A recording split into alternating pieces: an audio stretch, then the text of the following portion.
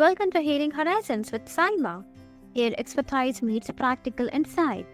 And today we are joined by our amazing guest, Edward Feinberg, a pioneer in restorative dentistry with over 40 years of clinical experience. As director of Onward, lecturer, author, and mentor, Dr. Feinberg brings a unique tradition of crown, bridgework, and implant techniques to dentists seeking excellence, and his work bridges decades of documented evidence with innovative teaching to improve patient outcomes worldwide. So, Dr. Edward, welcome to the show. Thank you very much. Oh, you're warmly welcome, and I'm really looking forward to make this a meaningful experience for you. So, Dr. Edward, your career spans decades of restorative dentistry, and that's really remarkable. So, can you share that what initially drew you to specialize in crown and bridge work? Sure, I grew up in dentistry. My father was a master and pioneer of full mouth reconstruction and crown and bridge dentistry, and I learned everything from him. And the techniques that I learned are completely different than what are being taught today. And I have over 100,000 pictures of crown and bridge work cases that go back to 1950. All the teeth prepared and handled the same way according to the same basic principles. And the cases followed for decades with x-rays. I don't know of any other practitioners who have anything like that. But it's real evidence for the techniques that actually came from dentistry's roots and that most dentists do not know anything about, which is unfortunate. That really makes a lot of sense. And like you explained it so clearly, and building on that, so like how has your approach to crown and bridge work evolved over the years as dentistry and technology have advanced? Well, I think what happened was the professors in the dental schools wanted to teach techniques that they thought would be easier for the students to grasp. But they didn't realize that the techniques that they're teaching them violate the basic principles that allowed my dad and I and my dad's teacher to have so much success. So a lot of dentists are having difficulty with crowns falling out and decay under crowns. These are not problems that I had in my career. So unfortunately, so many people have no confidence in their crown and bridge skills that they would just rather extract the teeth altogether and put implants in. And then that presents a whole set of other problems because implants are no panaceas and they have problems as well.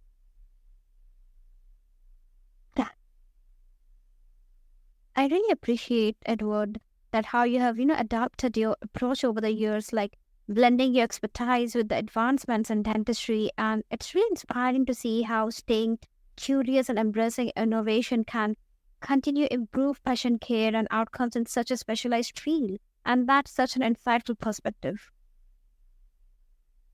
Yes, everyone is impressed with technology.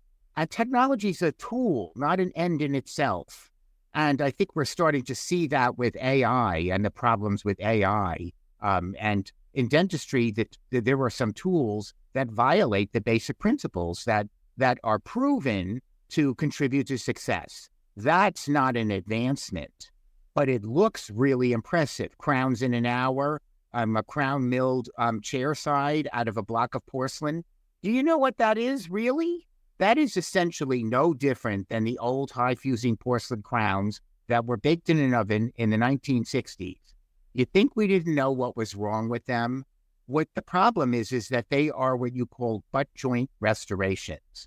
And what I mean by that is when you go to prepare a tooth for a crown, you have to take some tooth structure off so that you could put something back. And you generally put a ledge on the tooth all the way around the tooth. And a butt joint crown goes to the ledge.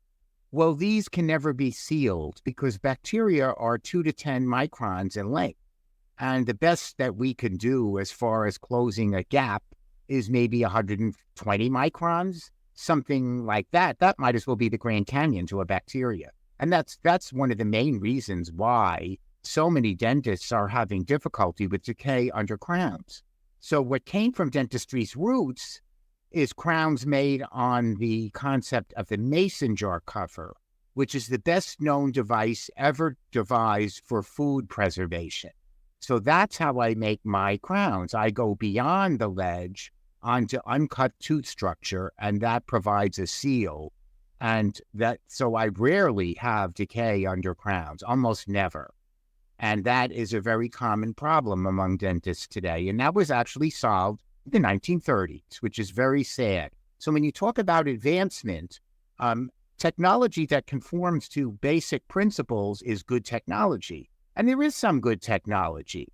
I don't want to make it sound like, oh, well, this is the way we've always done it, so therefore that's okay.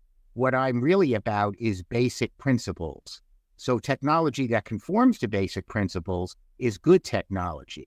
But technology that violates bad basic principles of science and engineering is bad technology. And there is an awful lot of bad technology that most people think is good technology, which is sad. And I see a lot of basic principles of science and engineering being violated routinely, even with implants, because those things you have to be very careful and pay very close attention to detail as well. That's really remarkable. I feel that it's like, decades of hands-on experience shows us that mastery grows not just from knowledge, but from a lifetime of observation and adoption. Yes. Now, you led Onward. Right. So, Yes. you led Onward, which is an online program for teaching restorative techniques. So can you share that? How do you translate such hands-on skills into an online learning environment? Well, I made like 35 courses for my teaching website, which is Onward, the Online World Academy of Restorative Dentistry.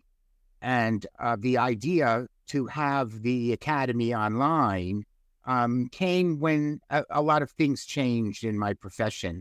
My dad had created the Westchester Academy of Restorative Dentistry, which is Ward, and it was very local. So we had 100 doctors come to our meetings to learn about the basic principles of crown and bridge work.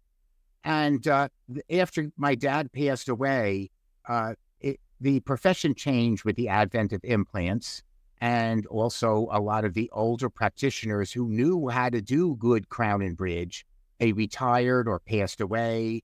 And the younger people were more interested in doing implants than they are in doing crown and bridge. And which is sad, because crown and bridge work, when done properly, is often superior to implants. For example, when I do crown and bridge work, I compensate for all the things that are wrong. So one of the things that could be wrong is periodontal bone loss. So when I make crowns, I correct all the things that are wrong. I bring the dentistry up close to the supporting structure so that in the x-rays, nobody could tell that patient ever had periodontal bone loss. So I didn't grow the bone back, but I compensated for the bone loss to prevent future bone. And then I also very often tie teeth together so that they help each other out rather than each tooth having to carry the load by itself, and eliminate the possibility of food impaction, which causes disease faster than anything else, especially in someone who's susceptible to periodontal problems. An implant, by contrast, only fills a space and does nothing for the teeth around it. So the patient's problems are never solved. And so I call the single tooth implant the signature of a piecemeal approach to dentistry. You're looking at teeth one tooth at a time, whereas I look at things from an overall approach. What can you do to prevent this patient from losing their teeth and solve the problem so that's the end of it? When you go to the lectures and you look at the articles written about implants and they're showing cases, you don't see virginal teeth that have no fillings and no crowns where they're going to place the implant. What you see is the teeth around the space are full of fillings, have crowns, or are going to need crowns. It makes absolutely no sense to put an implant in that space when you could do something good for the entire area with bridge work, which is tried and true. I have 70 years of documented evidence showing how it solves the problem, and that's the end of it for the patient. Whereas the single tooth implant's going to do nothing for those teeth, and the patient's going to continue to have problems. And what they end up with is a hodgepodge, and none of their problems are solved. And that's another big problem, is the profession has been groomed to think in a piecemeal way rather than in an overall way, which I just alluded to. One of the reasons why is the insurance companies, they like piecemeal, and that's all they're willing to pay for. That's not being a doctor, in my opinion, because you're not really doing a good service for the patient. The single tooth implant should be placed in areas where the teeth are virginal with no fillings, no crowns, and no periodontal bone loss. That is a perfect place for a single tooth implant. So that's what I'm seeing. I am against the overuse and the inappropriate use of implants. I really like how you have found ways to make hands-on skills engaging and accessible online, I must say. And it really shows your dedication to teaching and supporting dentists in their growth. That's really a thoughtful approach, Dr. Edward. Now, building on that, what challenges do dentists face when adapting these techniques virtually? Well, everything has a learning curve. There's no way around it. But if dentists could learn to do fancy procedures with implants, they could learn to do crown and bridge properly. It's just you have to have the desire and want to learn. And you also have to have the right course and the right teacher. And you won't find that in any single dental institution today. All of the techniques that they are teaching violate the basic principles, every single one. And that goes for the dental institutes here. There are two major ones in America. One's here in Scottsdale and one's in Florida. And they also violate basic principles that came from dentistry's roots. And I really believe that if we're going to advance as a profession, anything new that comes down the pike must be compared to the standard of what came before. Otherwise, we are not advancing. One of the problems why we are not advancing is because the focus of most practitioners has changed. When I became a dentist, my focus was on health and longevity of the restorations. What does it for me is I get to watch my patient come in year after year for their hygiene visits and watch the work that I did last in health for decades. That's why I'm a dentist. By contrast, most of the dentists who graduate with such debts. I just met a young professional who graduated from a dental school here in Arizona. She has $700,000 in debt. What are they focused on? They're focused on economics and workflow, because instead of focusing on building their knowledge and skills, they are forced to think about how they're going to pay these loans back, which is something that we never had. I didn't have debts when I graduated from dental school. And I wasn't pushed into a production mindset, and I have to do all these procedures to make the money so I can pay my loans back and get ahead.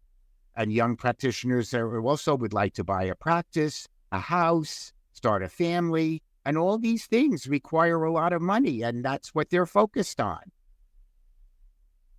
I really appreciate how clearly you have highlighted the unique challenges of translating hands-on techniques to a virtual format. It really shows your deep understanding of both the craft and the teaching process, I must say. And it's really impressive that how you're helping dentists navigate these obstacles while still maintaining high-quality learning, and that was really a thorough explanation. Yes, emphasis on quality, because there's a lot of things being done at substandard qualities. And also, the manufacturing companies only cater to the lowest common denominator. So they have discontinued instruments and materials that I used regularly to do high quality dentistry. And I'm scrambling to come up with alternatives. Then I do come up with alternatives, but they're not as good. And no amount of begging or pleading will get them to change their mind because it seems like the entire country is only focused on economics and nothing else. And I just wasn't raised that way. I can't think that way. I want to do quality work, and that's what I care about. And, I want the very, very best for my patient. And I don't look the other way if something isn't right. I do whatever I need to do to give them the best result that I know how. And that's the only way that you can evaluate the work that you're doing. I think that's extremely important. And that's one of the reasons why I have such a high percentage of success. That's truly fascinating. Now, with 70 years of documented techniques in crown and breech work, what's one principle that consistently leads to better patient outcomes? What's one principle? Oh, God, I think there are many principles. I think one of the most important things my dad always used to say is you have to be your own worst critic, and that's one of the hardest things to do. And I think Richard Feynman, the famous physicist, said, you must not fool yourself, and unfortunately, you are the easiest person to fool. For example, most people will look at an impression and they're under a lot of stress to get the work done. And the more they look at it, the more it starts to look good, but it isn't. And you have to be able to admit that and not move ahead. And I like to tell the doctors, we're human beings and things aren't always going to go right. And you might be tired. The office manager may have come in and aggravated you about somebody in the waiting room, and you're not thinking clearly, so you can't get that impression. So, you close them up and do it the next time, because, I like to do crossword puzzles too. And it's so common. It's funny how the human mind works. I would get the crossword puzzle and I'll look at it and I'd say, oh my God, I don't know anything. I can't do this puzzle. And then I put this down and I come back an hour later and all of a sudden I'm looking at it with a fresh pair of eyes. Bingo, I fill in everything 1, 2, 3. That is how the human mind works. So if you can't get the impression, don't even worry about it. There's a reason why, and you're not able to see the reason. But when you have the patient come back and look at it with a fresh pair of eyes, all of a sudden, now you discover what the problem was. 1, 2, 3, you took the impression and that was it. That has happened to me so many times. And so I never, ever have to accept work that I know isn't good or isn't the best I know how. And I also teach a step-by-step technique because there are so many things that can go wrong in dentistry. You're heating up materials several times close to their melting points. Anything can go wrong. But if you do a step-by-step approach, if something goes wrong in one step, you don't go ahead and you correct it before you go on to the next step, so that at the very end that you're going to have a perfect result and there's no guesswork. And so many people try to do everything too quickly in like 2 visits, and when something goes wrong, they don't know what it is, and you can't even correct it, let alone figure out what the problem is. And they end up, passing it through, which is not fair to the patient, because bacteria or microns, you will not get away with it. That I can tell you. Anyone who thinks, oh, well, we'll have to see what happens, that's really a cop-out. That's not fair. So that is one of the hardest things to develop, that you are going to do the very best you know how, and you're not going to pass anything on. And the patient is depending upon you because they don't know what you're doing. And they don't have any idea what's involved and how intricate dentistry is. It's in tens of millimeters. And what we do is so amazing because we are trying to make something that we want to last underwater, under forces, bathed in bacteria, and last many years. That's a miracle that we get that to work. And I can also say that the basic principles that were handed to me down from my dad and his teacher, I've had a lot of patients with heart disease, diabetes, cancer, where you wouldn't expect anything to work. And the dentistry holds up in spite of that. Then you know you're doing something right. That's what I have to offer. I can show those cases and how they lasted decades in spite of the fact that the patient had underlying systemic conditions. It's really impressive that how something so simple can consistently make such a big difference in patient outcomes. And that's really a powerful and enduring principle, I must say. And I'm really curious to know now that how do you help students really, internalize that principle in their day-to-day practice? Well, that is one of the hardest problems because students today are being indoctrinated and they're not taught how to do critical thinking.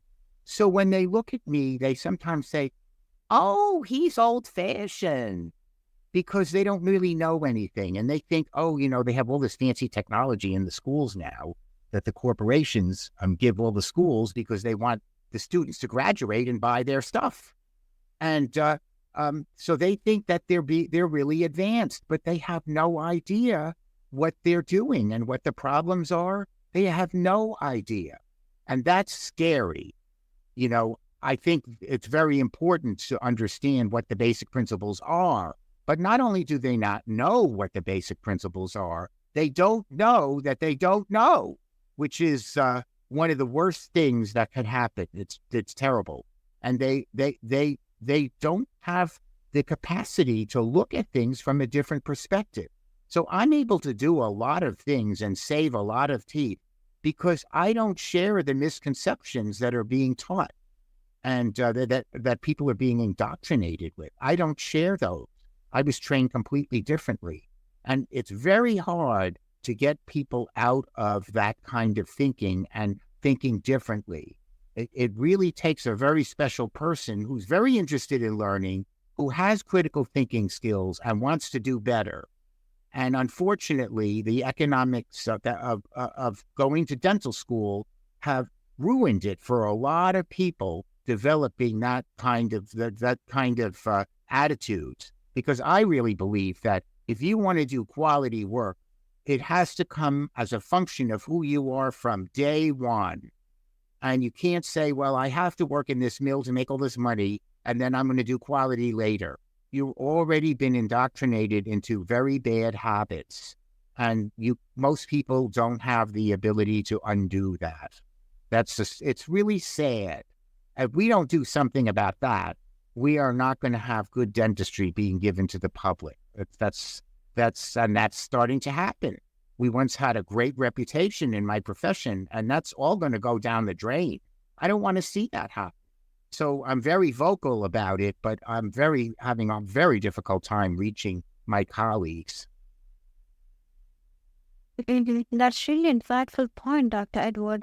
And I really admire that how you emphasize that recognizing the basic principles is often the foundation for producing high quality work. It's clear that your approach not only teaches technique, but also builds confidence and trust in what students already know, which is like such a powerful way to cultivate mastery. Yes. And, dentistry is very akin to engineering, too, since you bring up basic principles. And you have to really take advantage of the basic principles of engineering. So I try to make the teeth smaller. I try to bring the forces down close to the supporting structure. These are all things that you would be doing if you were a civil engineer and you were building a bridge across the river or a house or a building. And these principles are being violated. We had a very famous practitioner who did a lot of research with implants, for example. And his name was Dr. Carl Misch, who unfortunately passed away. And he said that the treatment of implants has to be centered around the management of biomechanical stress, which is certainly true for doing crown and bridge work on natural teeth. It's much, much more than just tooth coverings or putting something in. And what I see being done now with the implants is they're pulling out all these teeth, that a lot of them which I can save, and they're putting in 4 of these fixtures or these implant fixtures, 2 in the front and 2 in the back. And then they're putting this big superstructure on top of it. They're screwing in that not only replace the missing teeth, but replaces the missing gum and bone as well. And the fixtures are very often not strong enough to support this. And then they also design it that it's impossible to actually keep these fixtures clean. I don't know how they're getting away with this, but this is what they call the All-on-4 case. And it looks very pretty, but I think a lot of them are going to fail because basic principles of engineering are being violated. You cannot overload structures. When implants first came to this country, Dr. Brownemark invented them. And he made all his cases very narrow because he knew that you couldn't overstress these fixtures. And he also made the implants very accessible to be able to be clean. And it was high water design, which meant that there was a big space under the restoration. And you don't have to design it that way, but you have to design it like real teeth so that people can keep it clean like real teeth. And that's, if you have to replace too much of the gum and bone, that patient should have removable that fits over the fixtures. That's not going to overstress the fixtures. And they don't want to admit that not everybody is a good candidate for fixed bridge work, and that is not the only treatment for patients. And a lot of times it's not the right treatment. But now everybody's getting the same thing. And I'm against that because people are individuals and you have to look at each individual case and determine what would be right for each individual. I don't see any of this critical thinking being done. If you have a lot of different treatment options in your armamentarium, like you could do good crown and bridge work, you can do good bonding, you can do good implants, you could do good precision attachment cases, which nobody knows anything about, then you can pick and choose what's best for each patient rather than doing one size fits all and everybody gets the same thing. That's really terrible. And I don't like that kind of thinking. I know it's wrong. And sometimes it takes me a long time to figure out what I think would be best for a particular patient. And you have to have options for patients who are good candidates for sophisticated dentistry and options for those who are not. But I don't see any of that. I see everyone getting the same thing, and they're pushed into major invasive treatments. And I don't think anyone should be pushed into it. I think they should be given choices. And I'm a big believer in giving patients choices. Doctor means teacher. And our main job is to educate them. What's good, what's bad, what their choices are, what you think they should do, and then let them make their own decision. That's what I've always tried to do in my career. That's what I learned from my dad. That's really gonna be beneficial for all our listeners out there. So, Dr. Feinberg, your journey showed us that dentistry is both science and art, requiring dedication, innovation, and heart. And your insight reminds professionals, in fact, that excellence is earned through practice, study, and mentorship. And for anyone in the field or anyone curious about the craft behind restorative care, take Dr. Edwards' guidance as a blueprint for precision, skill, and lasting impact.